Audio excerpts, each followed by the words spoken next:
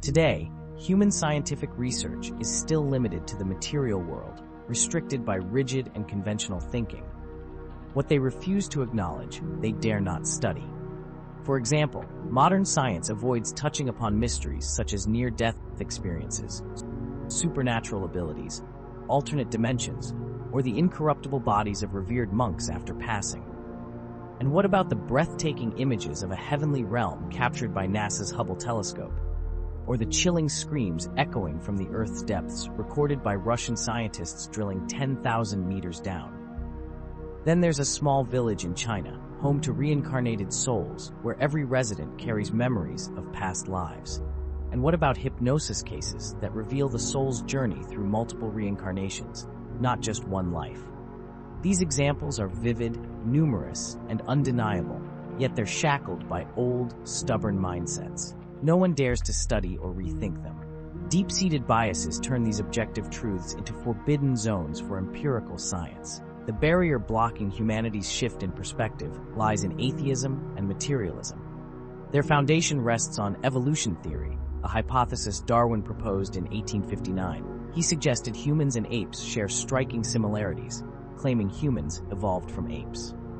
Darwin speculated that fossil evidence of species transitions would emerge by the 20th century, but to this day, no transitional fossils linking species in the evolutionary process have been found.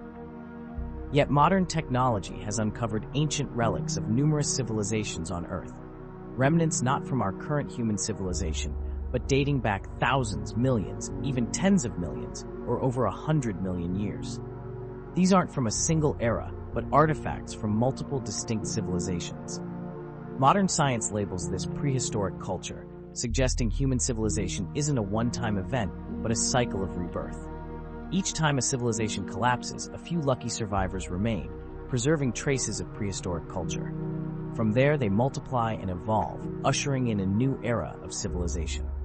Today, the foundation of evolution theory has crumbled. Many in the scientific community now confirm that evolution theory is a flawed hypothesis.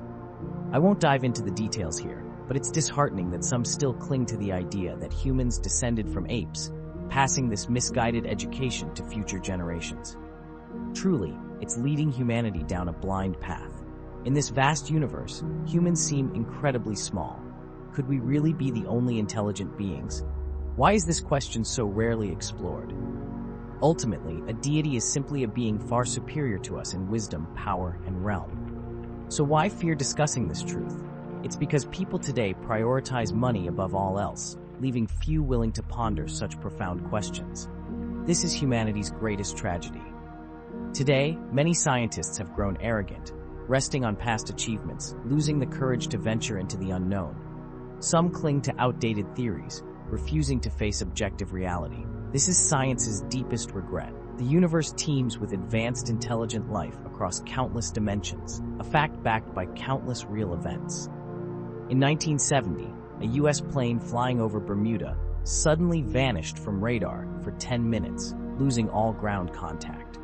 After landing, the plane's clock and all passengers' watches were found to be 10 minutes behind.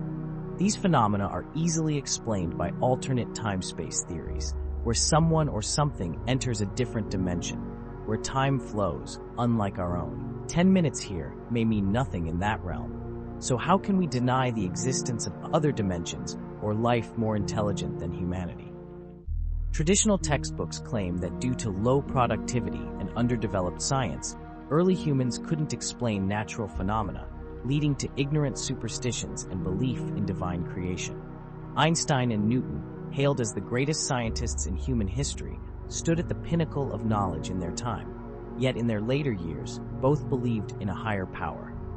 So were Newton and Einstein intellectually inferior? Are those who hide behind science to deny gods and Buddhas smarter than they were? Newton's third law unveils the causes and patterns of the universe's evolution. In a way, Newton's explanation of the world after its creation is crystal clear and precise, but how the universe became this vibrant, living entity remains a mystery he couldn't unravel. Why do the sun, moon, and countless stars move in such precise, orderly patterns?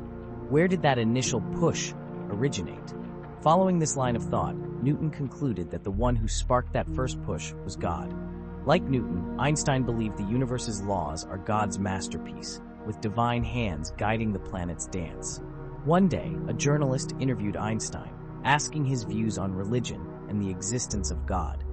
Just then, Einstein had bid farewell to a guest. He turned to the journalist and asked, "Do you know who placed this coffee cup here?" The reporter naturally replied, "You did, sir." Einstein continued, "If something as small as this cup needs a force to place it, then tell me, who arranged the stars in the sky? How many planets exist in the universe, each following a specific orbit, spinning tirelessly? Their orbital cycles are flawless, with no deviations, and they never collide. So who designed and orchestrated all of this? The force that guides this motion is truly God." Einstein's perspective on divinity awakened minds everywhere. Humanity at times is so contradictory. We recognize that intricate machines and stunning architecture are human designs, yet we insist that life, infinitely more complex by billions of times, like us, is merely a random accident of nature. Take any organ in the human body, for example. We know the eye's structure is at least 1,000 times more intricate and masterful than the best camera ever built. Do you really think we can rationally explain this through sheer random chance?